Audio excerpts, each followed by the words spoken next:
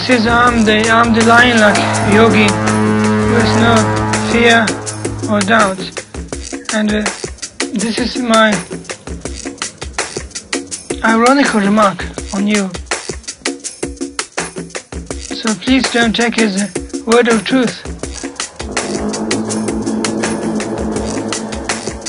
And so on, he goes on to the next thing that this particular line of song seems to have inspired his reflection of Trasimo, his obstacle, and she released from his toe. And still the song continues, and she talks of that she's been initiated by Guru Padma Sambhava.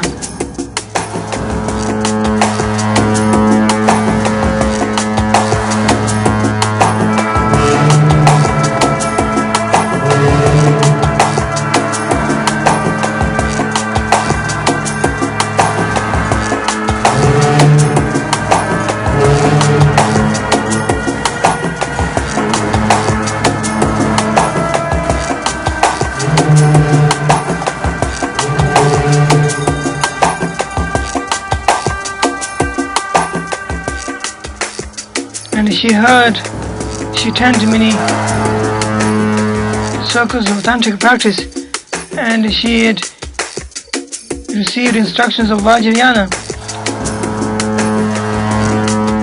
and so on. She talks of her own being, which is interesting. In other words, when you make friends with your own projections, then it is rather like what she says here, that actual projections are themselves willing to communicate to you and share their heart with you,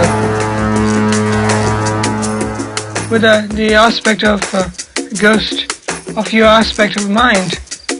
When you're willing to communicate to them, when you're willing to understand them, not as something terrifying, not as something infatuating, not as something that had to be guarded against, but when you give yourself into it, in other words, when you begin to work with that,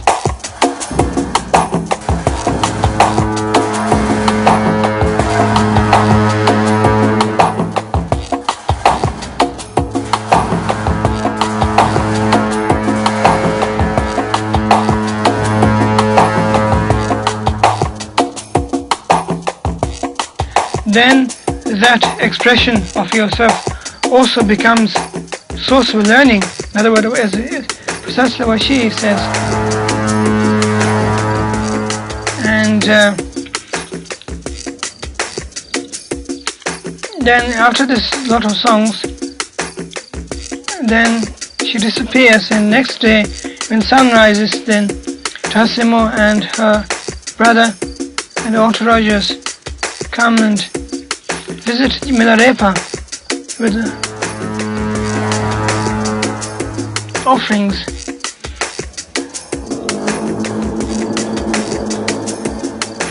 Which is rather like a kind of if a person had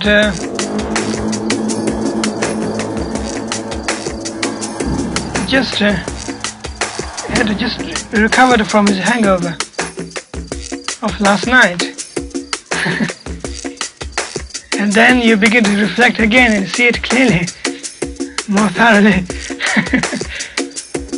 And it is interesting, this time it is not a terrifying thing, but it is more loving and a more understanding form of connected with the pure communication of person to person.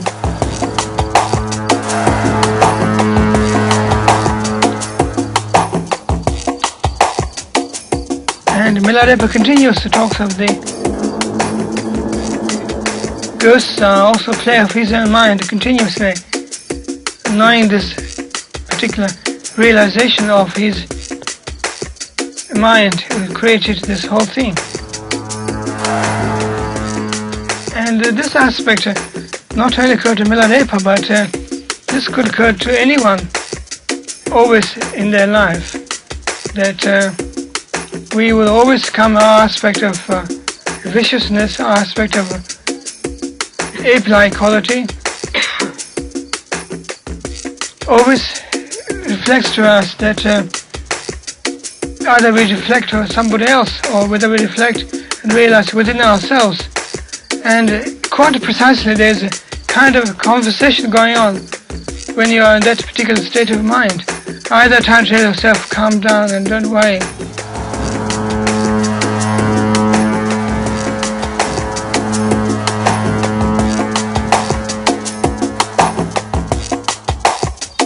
But then the undercurrent of the force try to pierce through it again and again. There's this kind of conversation goes on always with one's own negativity, which is we are all quite aware of it. And I think this is a very beautiful illustration of that.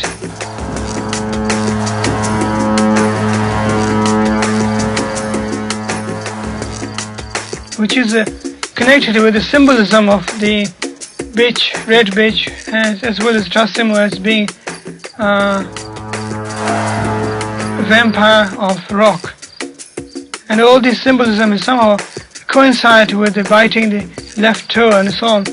And such thing always happens. These symbolism are not particularly made out or composed by particular wise men as a kind of intellectual symbolism at all.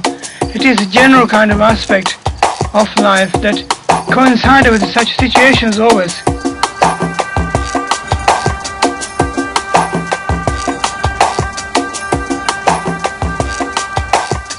Because the neurotic aspect of mind is always willing to fall into either left or right extremes. If it falls the right extreme, it is that of anger, of masculine extreme. If it falls into left, that is the passion and the feminine extreme. This kind of symbolism is always true and always kind of universal, always sort of cosmic symbol, which happens with all of life.